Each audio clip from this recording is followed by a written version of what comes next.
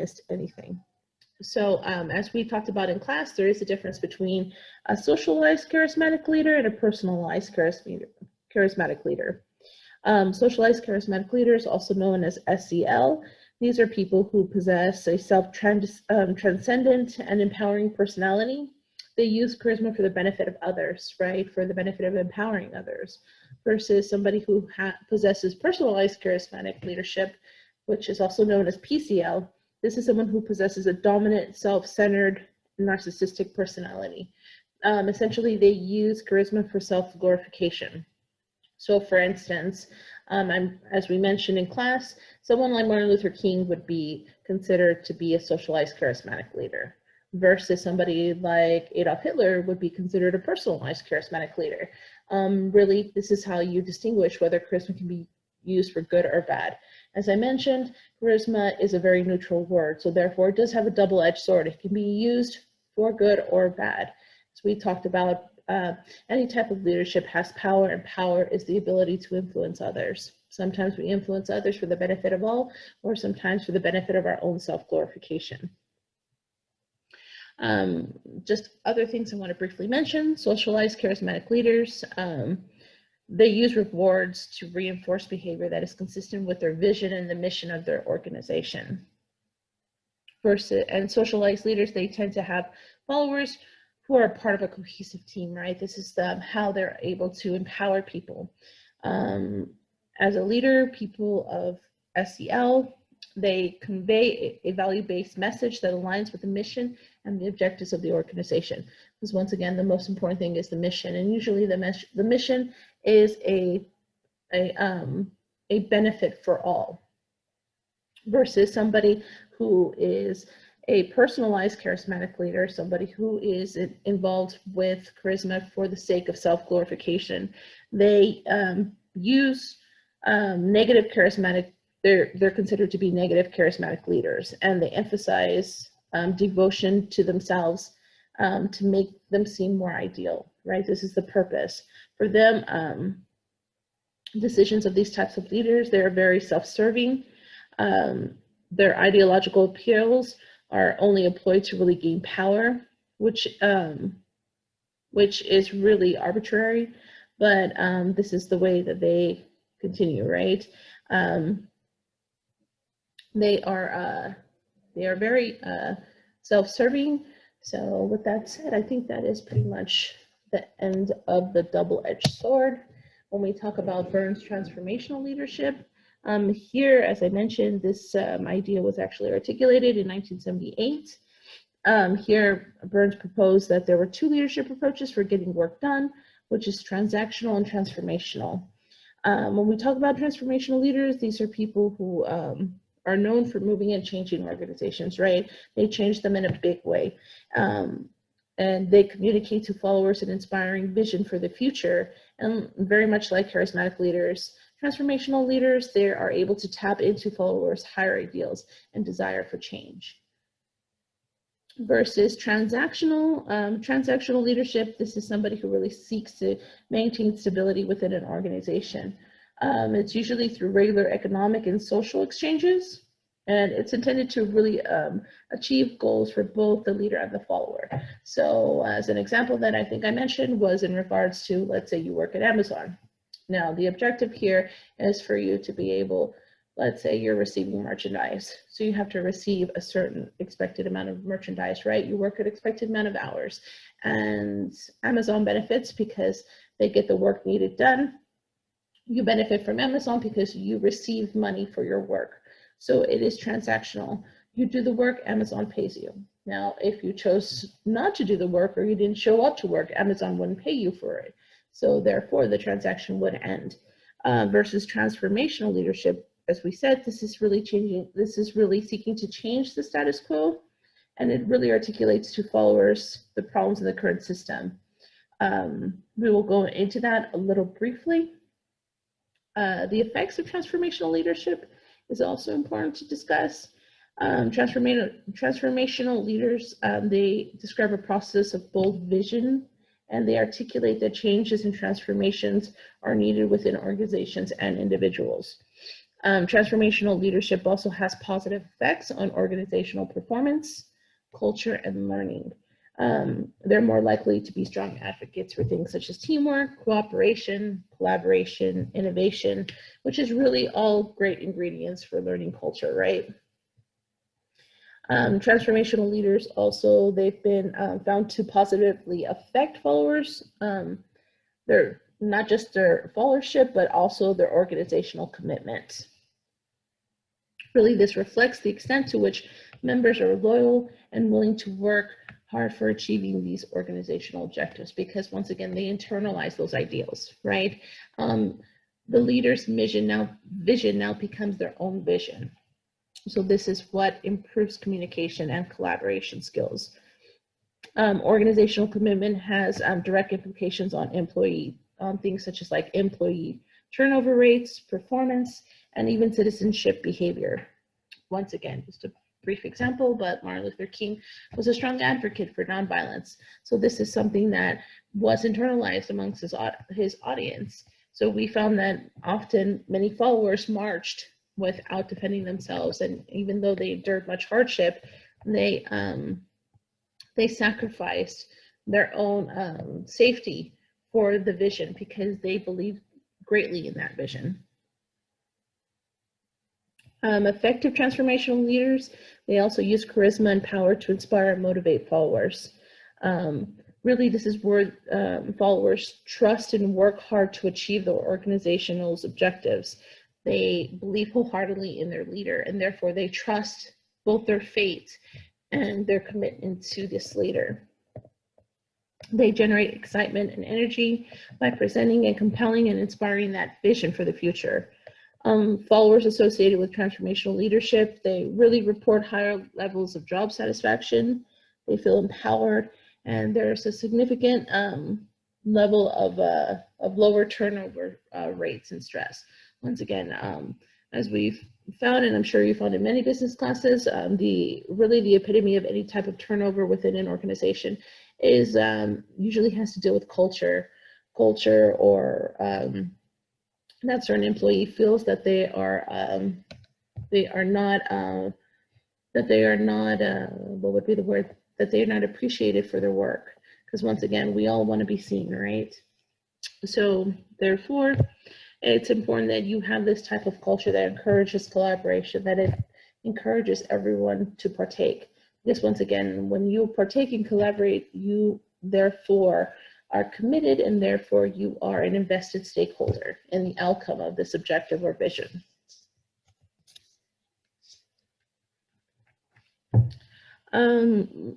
Other things that are important, as I mentioned, transformational leadership is really about changing the status quo.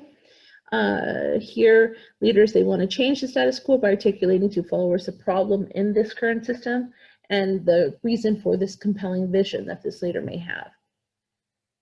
So it's really telling them how exactly this organization is, or what's going on in this culture, and how this culture can improve and what it could be, right? As I mentioned, transactional leaders, they really exchange benefits. This is based on things like expectations and motivations on both the leaders and followers. But transformational leaders, they are very vision-oriented, and as I mentioned, transactionals are very task and reward-oriented. Okay, we talked about that. And now just briefly, the transformational process. So as I mentioned, the transformational process usually has 4 stages. The first stage is to make a compelling case for change. Some suggested activities for this would be changing the status quo, as we mentioned, identifying new attractive trends, so maybe new possibilities. Organizations often do SWOT analysis, which is strengths, weaknesses, opportunities, and threats. These are very useful because this really shows the stance and where you are in the market, depending on what it is exactly you're selling, right? If you're in a competitive market, it's extremely important that you know where your strengths and your weaknesses are and your opportunities are, right? Because once again, competition is layering everywhere. It's also important when making a compelling case for change that you're able to increase sensitivity and awareness about those opportunities and threats. when we talk about the second stage, this is presenting a shared vision. This really encourages everyone to think of a new and brighter future. So once again, it's about not just where we're at, but where we could be. This helps to inspire followers, and it involves others in seeing and moving towards that vision. So once again, this is really where you make the gist of commitment, right? You tell them what a brighter future they could have if they commit to this vision. When we talk about stage 3, this is the leadership. This is where you lead the transformation. This is where you help followers understand why change is needed. This is where you establish things such as priorities and you minimize risk. This is where you empower and you support and foster collaboration and you strengthen followers, right? It's really through that support and fostering of collaboration that the group ends up becoming one of more of a cohesive group, right? They're not only dedicated to the vision, but they're dedicated to each other. Because once again, they're fighting for something bigger than themselves. So in this stage, there's really an instilled sense of urgency for change. When we talk about the fourth stage, this is institutionalizing the change. This is where you enable and strengthen followers with a greatness attitude. You help them find self-fulfillment with the new vision. And you help followers look beyond self-interest to collective interest. Because once again, it's about changing the status quo. So it's not just about the self-glorification of them winning this vision, but it's about what they can achieve with this vision, what they can change. It's not so much about the followers, but it's about the future generations, right? Their children and their children's children and so on. So when we talk about qualities of effective, charismatic, and transformational leadership, they share some common qualities. So we're just going to briefly go through this small list. When we talk about vision, both leadership styles, they articulate a transcendent vision that becomes a rallying cry of movement and cause. So as I mentioned, charismatic and transformational, they're very different, but they're very similar. So here the vision is one of the most important things.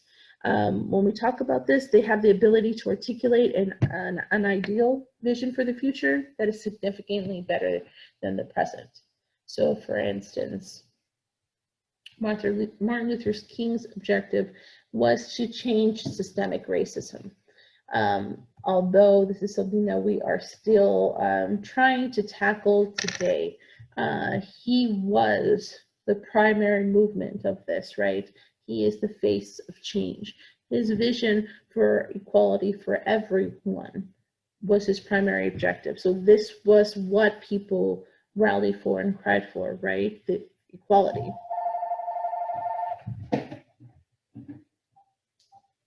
Sorry, I'm doing it in my living room, so yeah, the phone rang, I apologize. Effective visions, they should uplift and rally followers to a shared purpose. So once again, that's extremely important. Another thing that is common between the two is superb communication skills. Once again, communication is really the way that we are able to relate to one another. They're not both charismatic and transformational leaders. They're not only effective communicators, but they're also excellent orators when it comes to delivering their message. They're able to deliver it with eloquence. They're imaginative and passionate.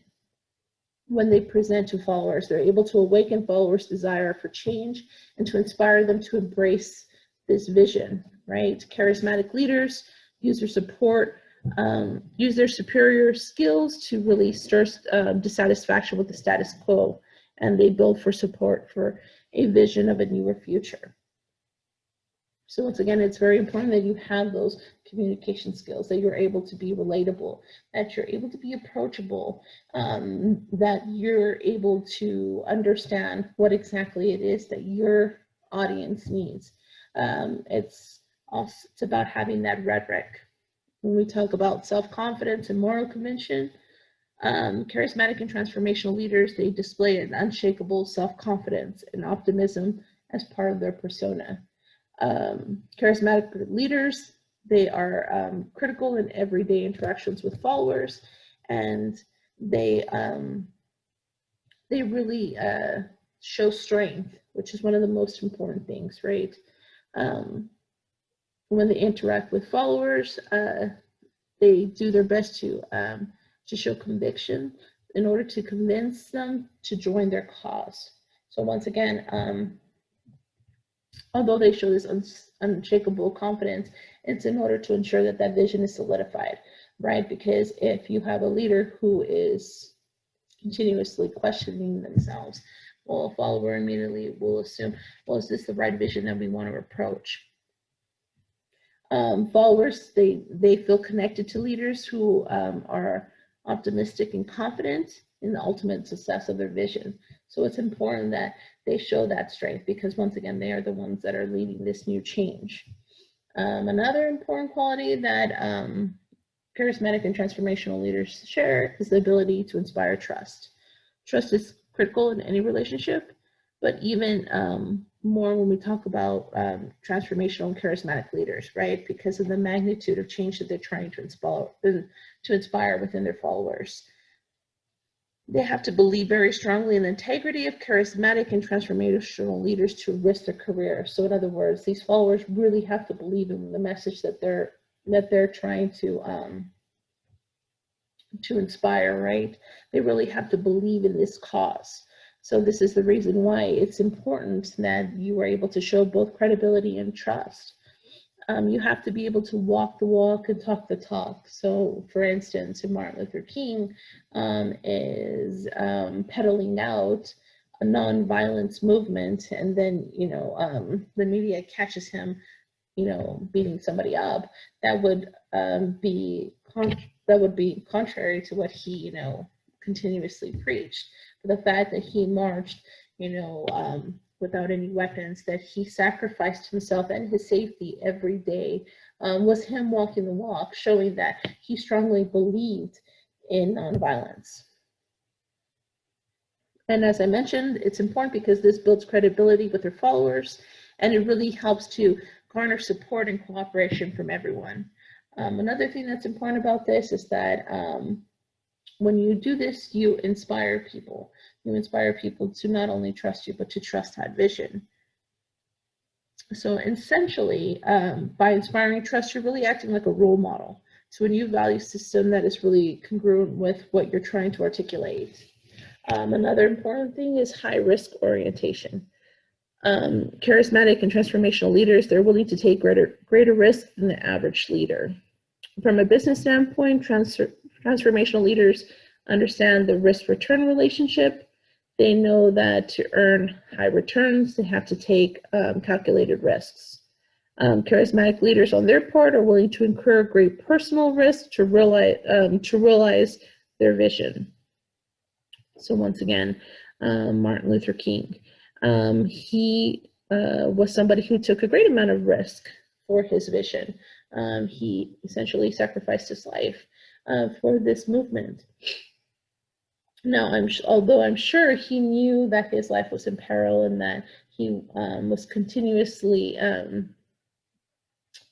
risking both him and his family's safety, he believed in this, and he thought it was so important, not only for his children or for himself, but for all future generations. He was thinking of a higher purpose, and therefore that risk was worth it for him. People, they admire courage of those who take high risks. Putting themselves on the line is one way charismatic leaders affirm self-advocacy for their vision. But once again, it's important because they have such strong conviction for what they believe in. High energy and action-oriented, charismatic and transformational leaders both believe that it's not on their side, and thus they're always on the move. There's urgency to have that change.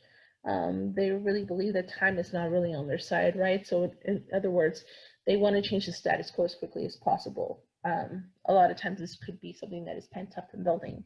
This could be a change that has been there, that's been slowly moving and becoming and evolving into something else, right?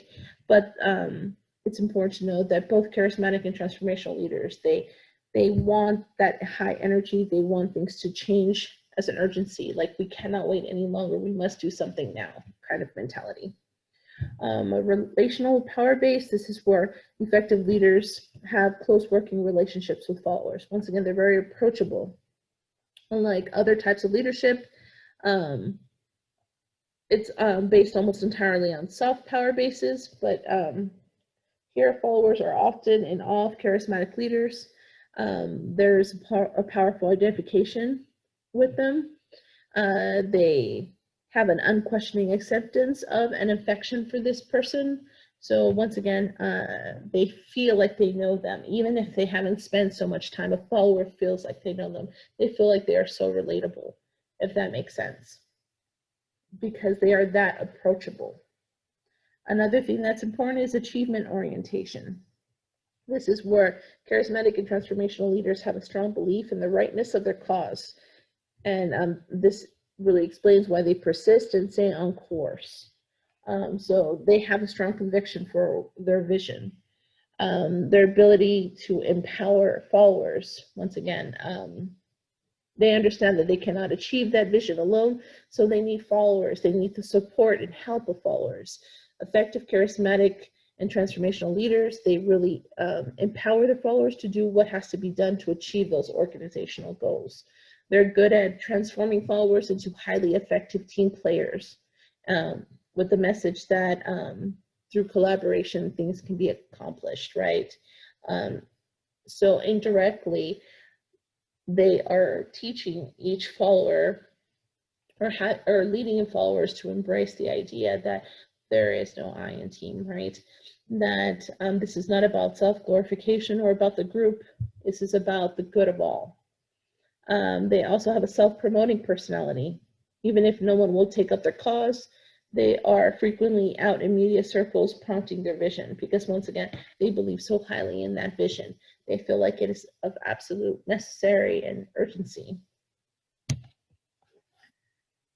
So they do differ, but here are some ways, some other shared behavior dimensions that they do have. We will cover how they differ later on in the chapter. Some things that they also share is idealized influence. This is really where they possess the ability to develop great symbolic power that is used to influence followers. Here, followers idolize leaders, and they often develop a strong emotional attachment to their vision. So as I mentioned, they truly digest that vision. So once again, this is a lot of people will call it the 4 I's. Another one is inspirational motivation. They're able to passionately communicate a future vision, and it's idealistic. And this vision is alternatively better than the status quo that is currently, right? Both leaders, they employ a compelling vision that explains why things need to be changed. Through their vision, they're able to excite followers and motivate them and inspire them to achieve this challenging organizational goals. The individual consideration, this is really about the mentoring role that both leaders assume. They serve as mentors to their followers. They serve as role models. They use individualized developmental models to respond to followers' needs and concerns. Studies have found that there's a strong dyadic relationship too between the individualized leader and follower exchanges.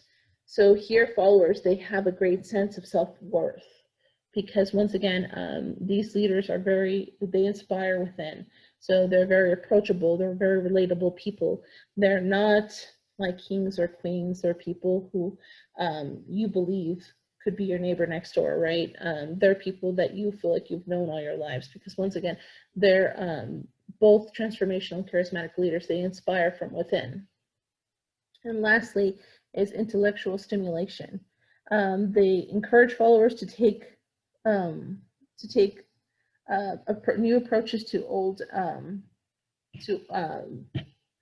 take new approaches to problems, right?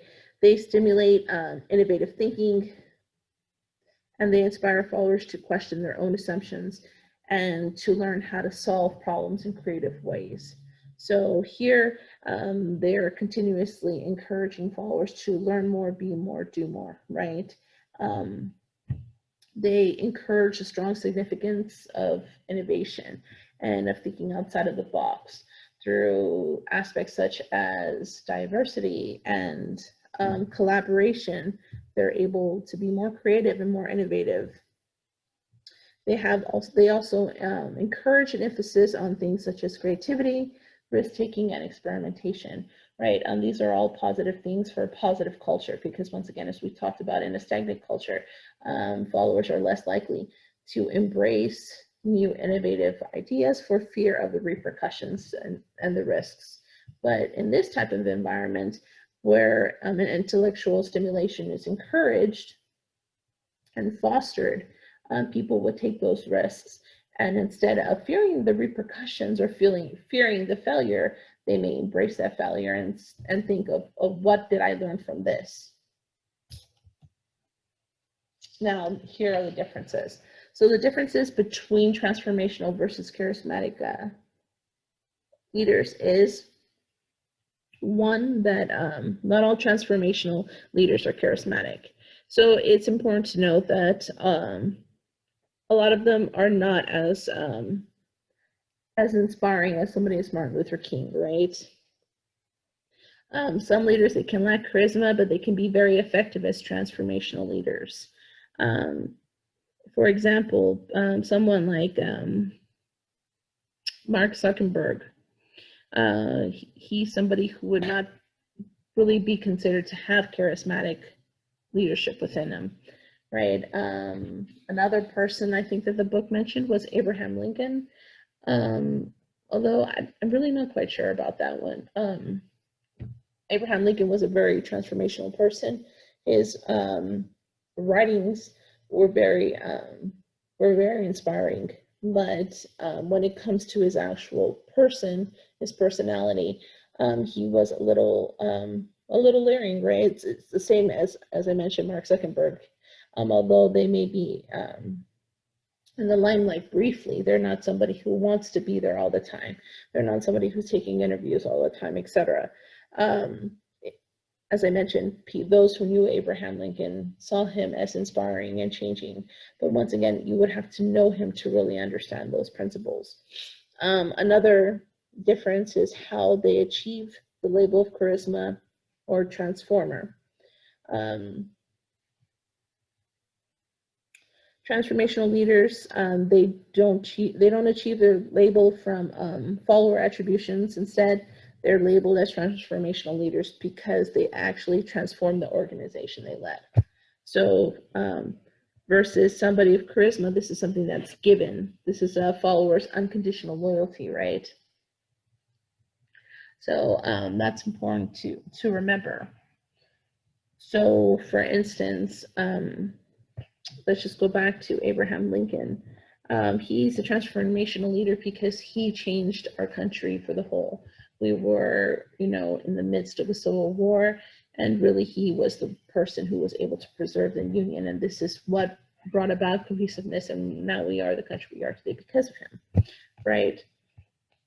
Versus someone else who is a charismatic person. Here, followers, they have an unconditional loyalty to them because of the attribution of that charisma, right?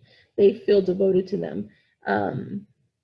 They feel that heroic or extraordinary leadership quality, right? So once again, there are people who pertain both the transformation and charismatic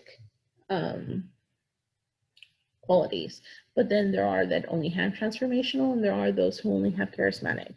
When we talk about the third difference, is really the mindset of charisma and transformational leaderships. Charisma leaders, they tend to have more of an active mindset. They see political and social causes as an opportunity to influence change and provide a better life for their followers. Charismatic leaders, they have a great sensitivity to political, cultural, and economic conditions. They consider them to be ripe for change. So once again, it could kind of come back to that conducive environment, right? versus a transformational leader is somebody who may promote change, but they're not striving for it as much as a charismatic leader, right? So because charismatic leaders, when followers are going through periods of turmoil and collective stress, they may respond to a leader who is able to give meaning to their experience. Once again, that conducive environment, right? And somebody who is charismatic will really look for that. Transformational leaders, they're more strategic in their approach. They find and exploit opportunities that maximize their gains and avoid threats. So they try to steer away from political controversy. They're mostly driven by things such as economic factors, right? A fourth difference is the career path that each leadership type is likely to follow. Transformational leaders, they follow on an organic career path of aspects such as promotions and growths. In contrast, charismatic leaders, they are more likely to emerge in a crisis when an organization or society is in turmoil because of the conflicting values or belief systems. So once again, charismatic leaders are people who they usually emerge when the environment presents itself, right? Another difference is the personal meaning or purpose in life, their belief on this, on how they perceive this. Personal meaning is really defined as the degree to which a person lives and makes their emotional sense of their life. Here, really, this is the demands. This is really like the demands that life asks of them and the way they perceive it, their worthiness of their energy and commitment, right? So, in other words, are you living the life that you want to live now, right? Personal meaning really influences behavior, especially for individuals facing challenges. So charismatic leaders, they tend to express their personal meaning or their purpose in life in a much earlier age than somebody who is a transformational leader. And they use it as a way to drive force behind their vision. And the last difference is the degree of risk each faces from opponents of their vision. So there's more polarization between supporters and opponents for a charismatic leader. They either love or hate the charismatic leader for what they stand for. So there's very little in between. Resistance to transformational leadership is less emotional.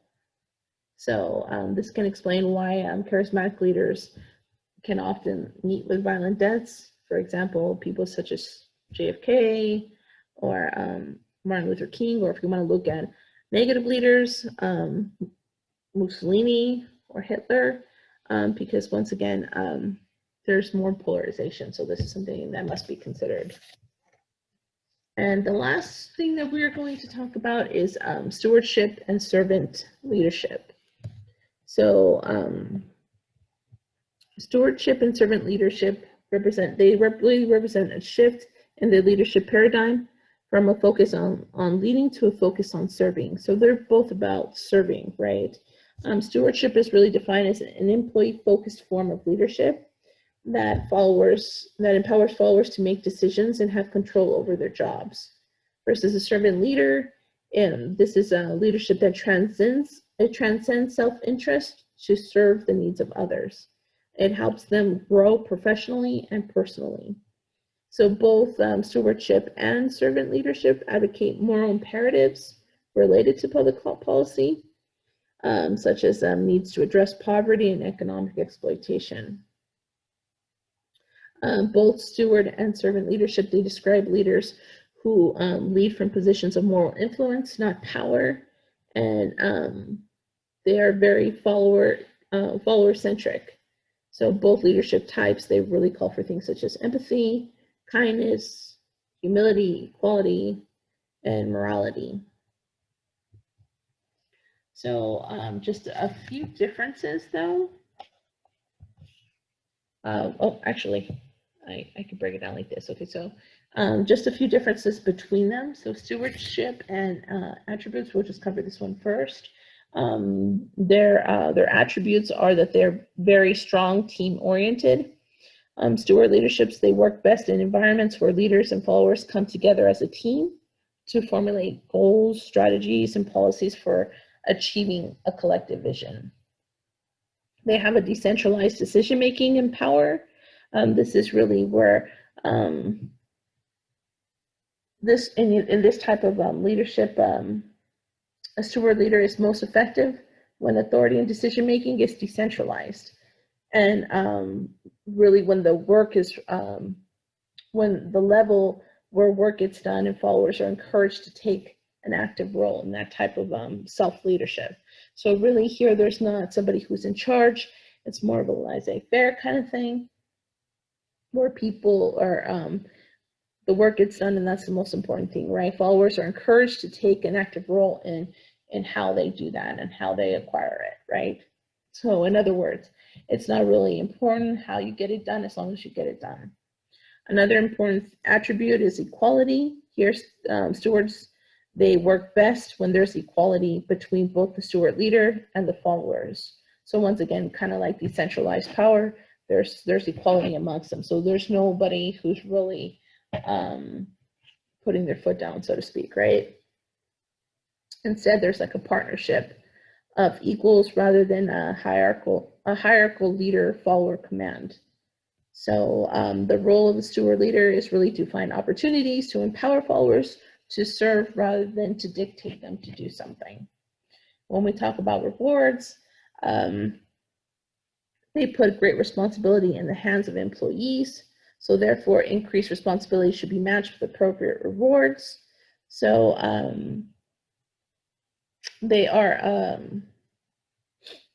they're compensated accordingly under stewardship because they're motivated and committed to the organization's missions. So here, rewards are a very big thing.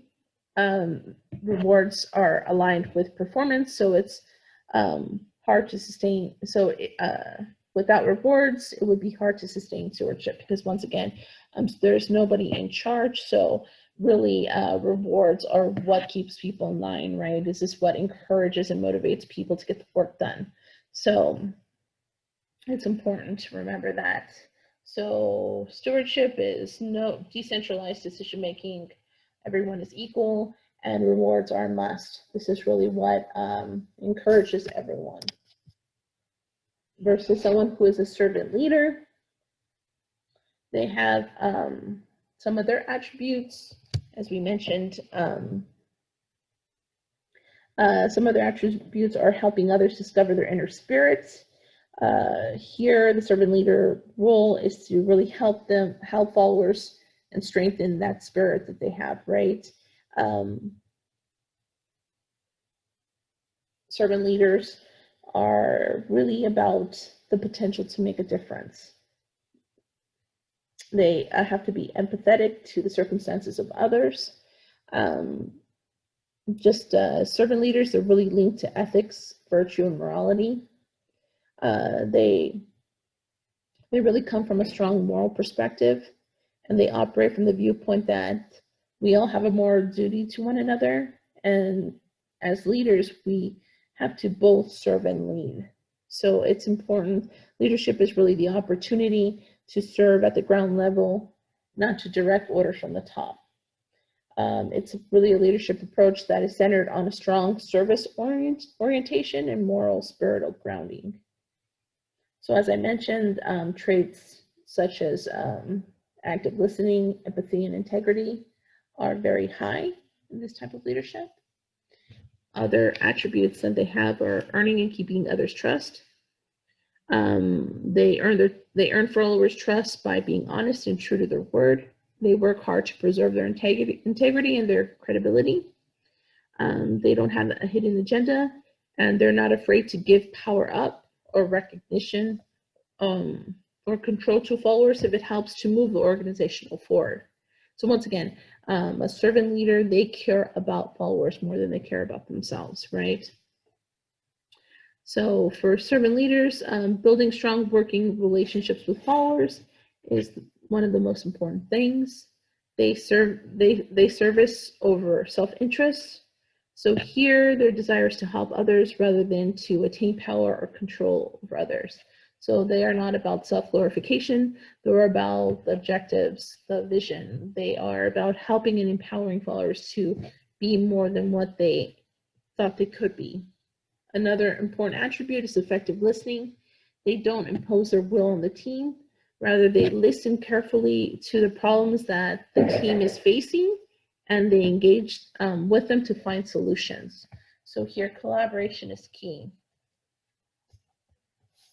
And with that said, guys, just one brief thing that I do want to mention about servant leadership is that this one is really, really hard because once again, we are all people. We all make mistakes. We all have our limitations and our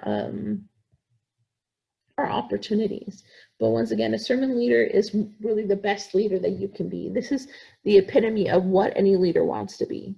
They want to be able to, inspire others and care about others rather than themselves. This is what I really believe most people want to be. They want to inspire to do more, to be more. These are the ones that really make a difference. But once again, it is very hard.